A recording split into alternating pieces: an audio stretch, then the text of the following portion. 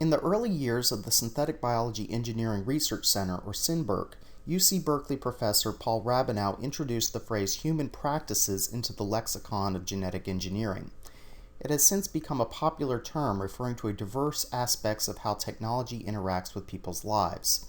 The term is often reduced to simply practices, and the scope of its meaning is increasingly broad. Synthetic biology practitioners use this term to refer to issues of biosafety and biosecurity, intellectual property, government regulation, public perception, and education. There are many issues around intellectual property in genetic engineering. Though the Supreme Court occasionally has decisions around the patentability of genetic sequences, the question of what is patentable remains controversial. Beyond its legal status, there are many who question whether it is ethical for people to secure IP over parts, and if so, is it all parts or just some parts? For example, few criticize the patenting of pathways to key metabolic intermediates that involve the coordinate expression of many genes, but the patent of the individual protein coding sequences is often considered too low of a threshold. Nevertheless, such patent claims are frequently issued. Another concern of frequently overstated and overlapping claims in patents and thickets. For example, the patents for GFP and unnatural amino acid incorporation describe all-encompassing claims about the potential compositions and uses of this area of biology that it would likely be impossible to operate in these spaces without securing a license to these patents.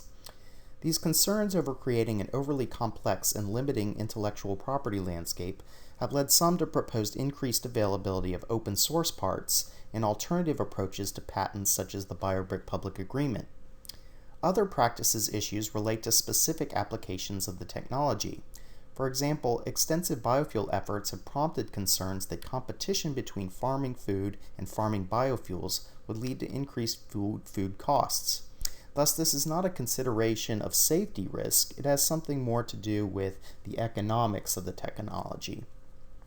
Additionally, there have been ongoing concerns over all aspects of genetically modified foods, and particularly around the business practices of hybrid GMO seeds.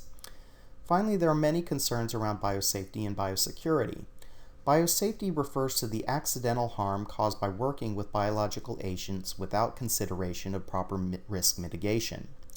Biosecurity refers to the intentional cause of harm to plants, animals, or humans with a biological agent.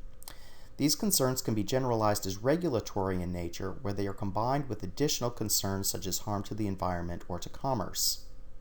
The research done in academic labs around biological agents of any sort follows the guidelines set forward by the NIH. This same list of biosafety and biosecurity concerns affects industry through OSHA regulation. However, biosafety and biosecurity are not the only concerns that affect commercialization of a genetic engineering product. For example, any claims about therapeutic potential or accuracy of a diagnostic method would face the scrutiny of the Food and Drug Administration. For biofuel products, the quality and consistency of the fuel would fall under ASTM scrutiny to guarantee that bad fuel doesn't cause airplanes to fall out of the sky or cars to crash. Concerns over the environmental risk to plant and animal life of agricultural interest would fall under the USDA. Commercial interests that do not fall under the FDA or USDA are typically handled by the EPA. For example, if you wish to release bacteriophage into the environment, this would most likely fall under the EPA. These agencies all have specific mandates and triggers. For example, EPA can only regulate commercial efforts, thus DIY or NGO efforts may escape their purview. One overarching concern over genetic engineering is unknown risks. As Donald Rumsfeld famously stated, there are no knowns. There are things we know we know. We also know there are known unknowns. That is to say, we know there are some things we do not know. But there are also unknown unknowns. The ones we don't know. This potential for unknown unknowns with harmful consequences is the heaviest concern facing synthetic biology.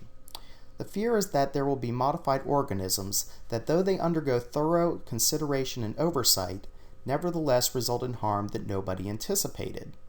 Though this has never happened, there is a lack of clarity around the theory that leaves open the concern of hypothetical risks that may in reality be impossible.